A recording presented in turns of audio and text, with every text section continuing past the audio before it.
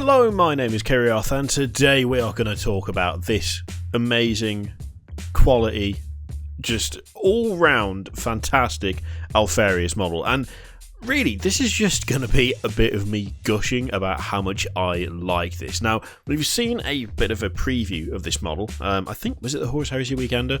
Or was it? It was sometime, ages ago. We saw a little preview of it ages and ages ago. And now it has been released in full technical glory. Don't know why I went all 80s there, who knows. And I think, honestly, I'm loving this because it might be... I think it might be the best Primarch model they've done. And I realise that's going to cause a bit of a kerfuffle, probably in the comments, but hear me out. Here's the reasoning for this, okay? So, the other Primarch models in the Horus Heresy range are pretty much fantastic. A few of them, I think, suffer from, I'm going to say, posing issues. I think is probably the best way to put it. There are a few models in the range that I just don't like the way they are presented. I like the models themselves, but I don't like the way they're presented. A couple of good examples would be Leman Russ. I actually really like Leman Russ's model. I just hate the way it's posed. It looks very awkward. It doesn't look very dynamic. I think Gilliman's model is absolutely fantastic. It looks very Gilliman, but it's too bland. The posing is too bland in that case.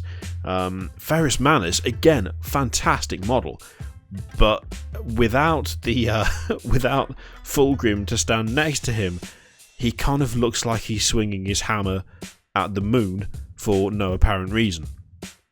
They're all really good in terms of quality. They're all really good in terms of, I think, the skill of the sculptors who made them. But as I say, there are a few that just don't quite hit the mark for a variety of reasons.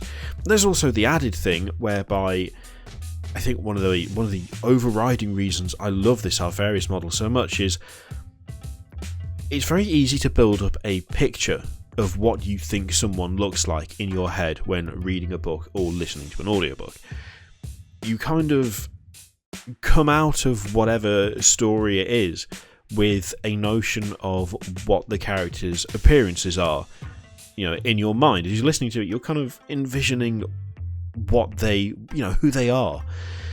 And although I think the Forge World team have nailed the Primarchs for the most part, there's always that jarring moment where you look on the face of something and it's official. That's what they look like. That is officially what they look like. This is this is endorsed by, produced by the company that owns this character. This is how they look.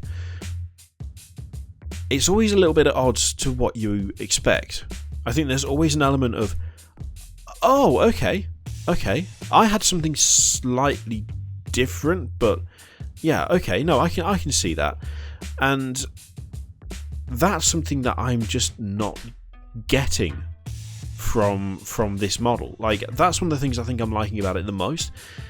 It's because it's got the helmet on, because it's Alpharius, because it needs that kind of that anonymity, that the possibility that it could be literally anyone. It could be, I say literally anyone, it could be anyone out of those in the Alpha Legion who have been tinkered with to match the height of the Primarch, to look like the Primarch. It's made it more what I thought Alpharius would be. The complete lack of a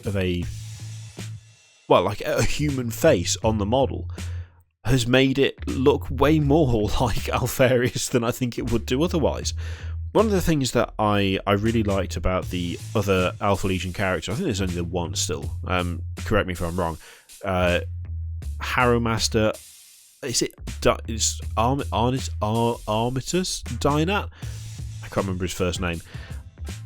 I really liked that model, but I would have preferred it just helmeted straight off, just as the default in the pictures. That's what you get, because that would have fed into the whole, oh, is this actually Alpharius? It would have fed into that admittedly silly narrative, but it's become such a core part of what makes the Alpha Legion popular. It would have been nice to play up to that. Actually having this be a fully enclosed suit of armour just adds to it, to me. It just adds to how right this feels. And I mean, this is all saying nothing of the actual quality of this sculpt, because I think it looks absolutely fantastic. The armour, they've absolutely nailed it. I mean, the paint job obviously does a lot to help, but it's really nice because to me, it's complex. It's patterned without being overly complex. You know, it's very easy to over-design, I think. I mean, if you look at Constantin Valdor, that's a severe issue with that model, is it's been hugely over-designed. By contrast, looking at Alpharius, it could be far more ornamental than it is.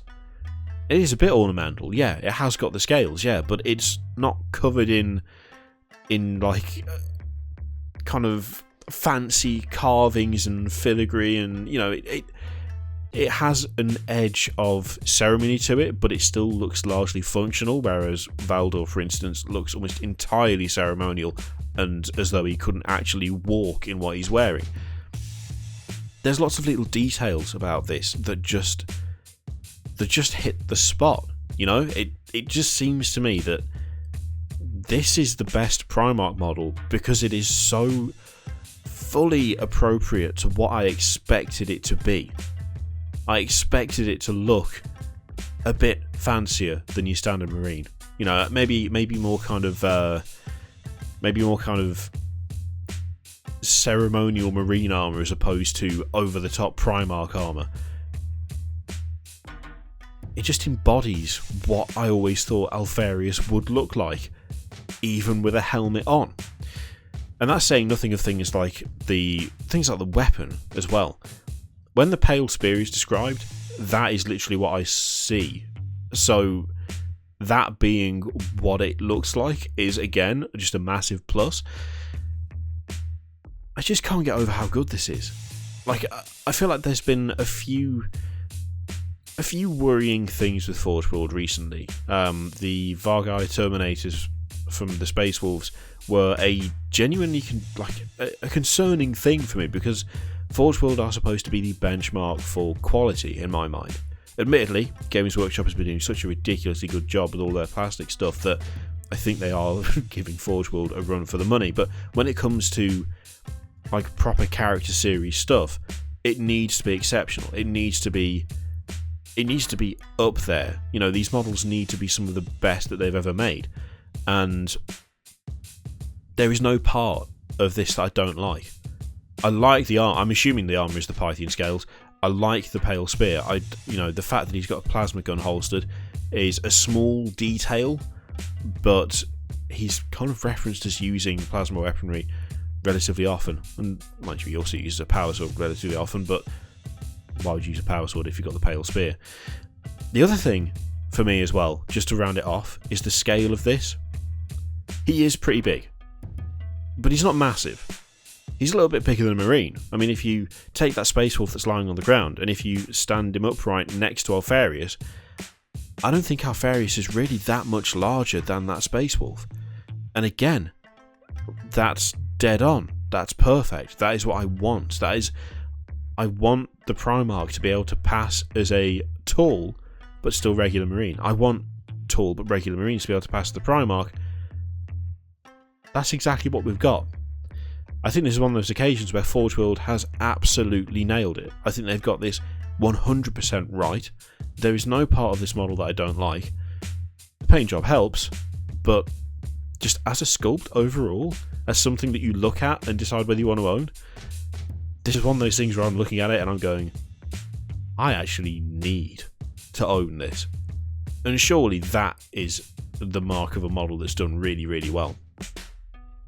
Absolutely outstanding, this. I really, really like it. It's great. Question is, what do you think? Do you like it? Do you don't like it? Do you don't like it? I don't know what that was, grammar. Let me know in the comments below. In the meantime, thank you very much for watching. There's the usual array of things to click. There's a couple of videos. There's Patreon, subscribe. Thank you very much for watching. I will see you next time.